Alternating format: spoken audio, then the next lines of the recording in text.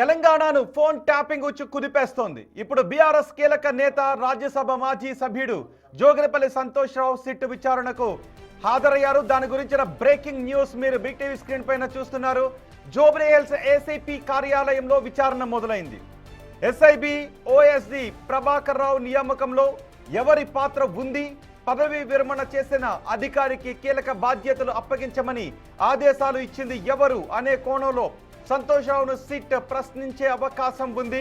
గతంలో కేసీఆర్ ఓఎస్డి రాజశేఖర్ రెడ్డి ఇచ్చిన సమాచారం ఆధారంగానే ఈ నోటీసులు ఇచ్చినట్టుగా తెలుస్తోంది.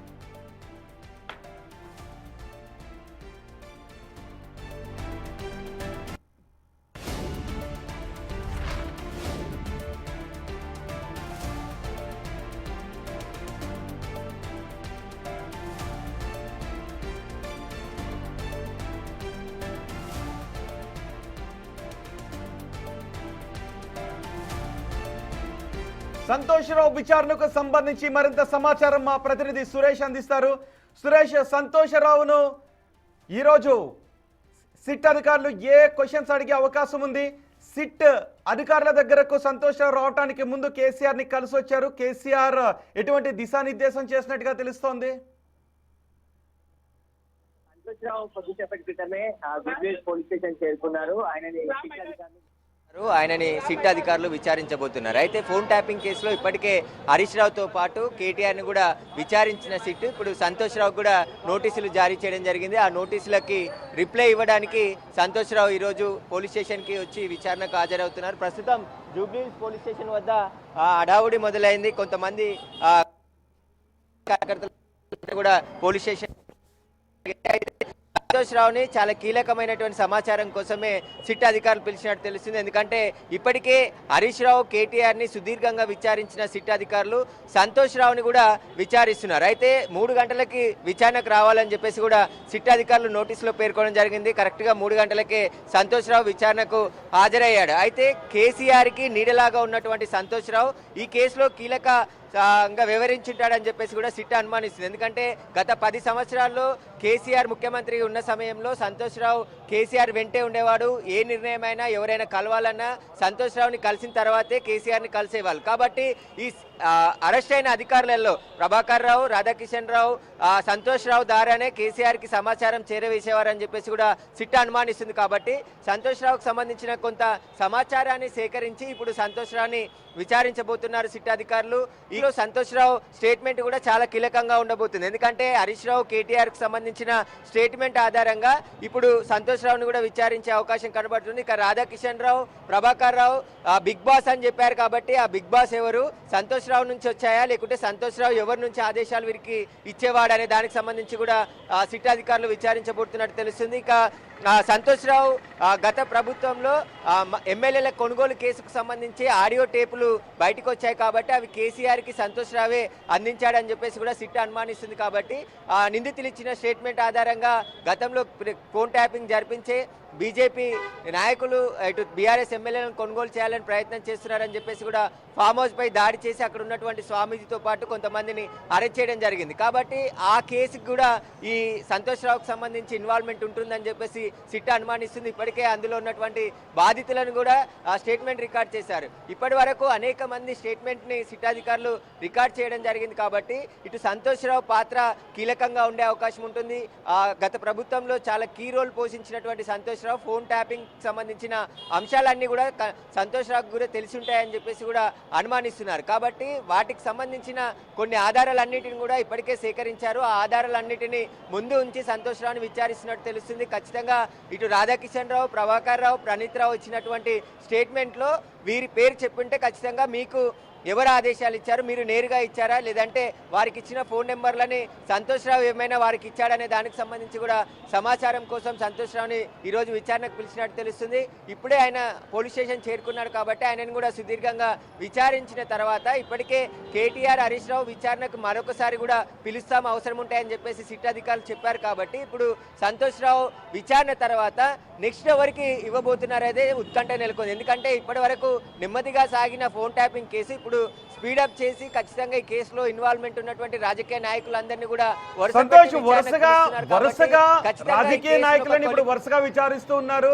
హరీష్ రావు, ఆ తర్వాత వెంటనే కేటీఆర్, ఇప్పుడు సంతోష్ రావు బీఆర్ఎస్ ప్రభుత్వంలో చాలా కీలకంగా వ్యవహరించిన వ్యక్తి. సో ఇప్పుడు సంతోష్ రావు ముందు ఈ ఎవరెవరినైతే ఇంతకుముందు కేటీఆర్ని, కేసీఆర్, హరీష్ రావుని విచారించారు, అంతకంటే ముందు ప్రభాకర్ రావు, ప్రణీత్ రావుని విచారించిన ఆ డేటా అంతా బట్టి సంతోష్ రావు ముందు నుంచి క్వశ్చన్స్ అడిగే అవకాశం ఉందా? సంతోష్ రావు పాత్ర గురించి ఇప్పటికే సిటీ దగ్గర కీలకమైన సమాచారం ఉంది అనుకోవాలా? ఎందుకంటే ఇప్పుడు అరెస్ట్ అయినటువంటి నిందితులంటే బిగ్ బాస్ అని పేరు చెప్పారు. బిగ్ బాస్ ఎవరు? ఆ బిగ్ బాస్ ద్వారా సంతోష్ రావే వీరికి ఫోన్ నెంబర్లు కావచ్చు, ఇక్కడ నుంచి సమాచారం అక్కడికి, అక్కడి నుండి సమాచారం ఇక్కడికి చేరవేసేవాడని చెప్పేసి కూడా సిట్ అనుమానిస్తుంది. కాబట్టి కేసీఆర్ వెన్నంటే ఉండి ఆయన నీడలాగా ఉన్నటువంటి సంతోష్ రావుకు అన్ని విషయాలు తెలిసి ఉంటాయని చెప్పేసి కూడా సిట్ అనుమానిస్తుంది. ప్రత్యర్థి రాజకీయ నాయకులకు సంబంధించి ఏదైనా ఇంటెలిజెన్స్ రిపోర్ట్ వస్తే అక్కడ బీఆర్ఎస్ క్యాండిడేట్ వీక్గా ఉంటే, ప్రత్యర్థి స్ట్రాంగ్గా ఉంటే వారికి సంబంధించిన ఫోన్లను ట్యాపింగ్ చేసి వారి వీక్నెస్లు తెలుసుకొని వారిని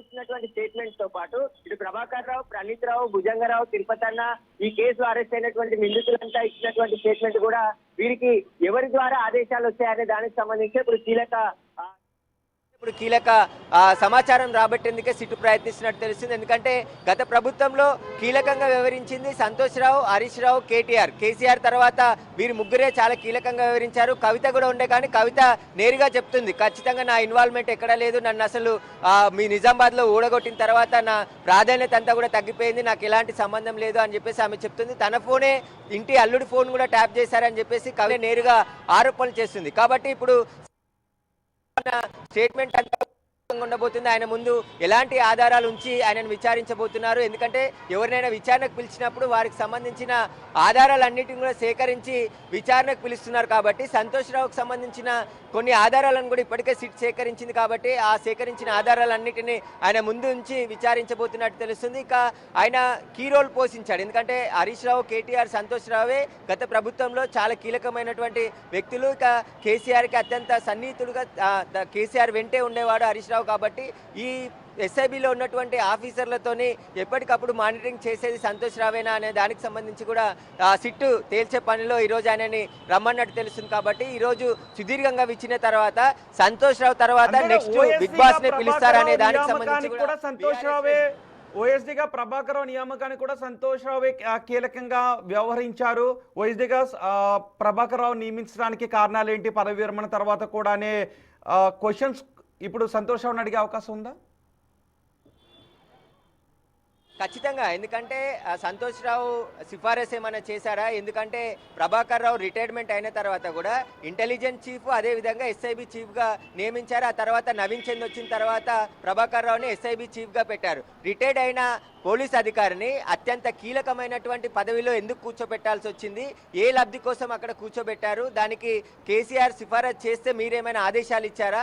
మీరు ఆయన నియామకానికి సంబంధించి మీ పాత్ర ఎంతవరకు ఉంది ఇందులో అనే దానికి సంబంధించే ఇప్పుడు సంతోష్ రావుని విచారించే అవకాశాలు స్పష్టంగా కనబడుతున్నాయి. ఎందుకంటే ఎప్పుడు సీఎంతో దగ్గరగా ఉండేవాడు కాబట్టి సీఎంని కలవాలన్నా, అధికారులకు ఆదేశాలు ఇవ్వాలన్నా సంతోష్ రావు ద్వారానే ఎక్కువగా జరిగేవని చెప్పేసి కూడా ప్రచారం ఉంది. కాబట్టి ఇప్పుడు ప్రభాకర్ రావు నియామకం కావచ్చు, ఇటు రాధాకిషన్ రావుకి నేరుగా సంతోష్ రావు నుంచి ఆదేశాలు వెళ్ళేవి. ఎవరైనా ఫోన్ నెంబర్లు ట్యాప్ చేయాలంటే ఆ నెంబర్లని రాధాకిషన్ రావు కూడా కొన్ని ఇచ్చినట్టుగా సిట్టు గుర్తించింది. కాబట్టి రాధాకిషన్ రావు ఇచ్చినటువంటి స్టేట్మెంట్ ఆధారంగా ఇప్పుడు సంతోష్ రావును కూడా విచారించే అవకాశం కనబడుతుంది.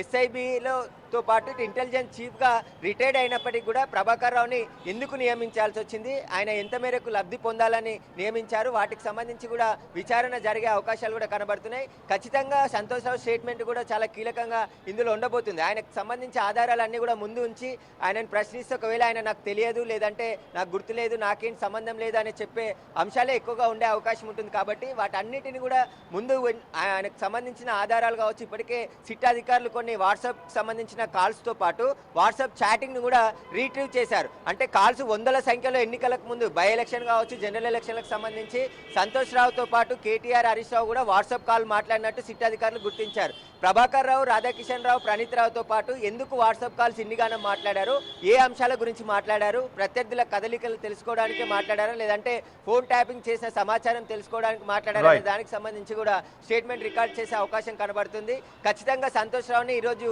సుదీర్ఘంగా విచారించి ఆ తర్వాత బిగ్ బాస్ కి నోటీసులు ఇచ్చే అవకాశాలు కూడా కనబడుతున్నాయి. కాబట్టి ఈరోజు సంతోష్ రావు వెంట కొంతమంది మాత్రమే వచ్చారు. ఇక్కడ జూబ్లీహిల్స్ పోలీస్ స్టేషన్ వద్ద కొంత మాత్రమే హడావుడి ఉంది. కానీ కేటీఆర్, హరీష్ రావు వచ్చిన సందర్భంలో పెద్ద ఎత్తున క్యాడర్ రావడం జరిగింది. వారందరినీ కూడా కంట్రోల్ చేసేందుకు వందల సంఖ్యలో పోలీసులు మోహరించారు. కానీ ఈరోజు కేవలం ఒక వెహికల్లోనే సంతోష్ రావు విచారణకు హాజరయ్యాడు. ఆయన నేరుగా లోపలికి వెళ్ళాడు. వచ్చిన తర్వాత మీడియాతో మాట్లాడతాడు, లేదంటే ఇటు నుండి నేరుగా వెళ్లే అవకాశం ఉంటుంది. కాబట్టి సంతోష్ రావు విచారణ తర్వాత నెక్స్ట్ ఎవరికి నోటీసులు ఇవ్వబోతున్నారు, ఆ తర్వాత ఫోన్ ట్యాపింగ్ లో ఏం జరగబోతుంది అనేది కూడా బీఆర్ఎస్ శ్రేణుల్లో ఉత్కంఠగా ఎదురు చూస్తున్నటువంటి పరిస్థితి కనబడుతుంది.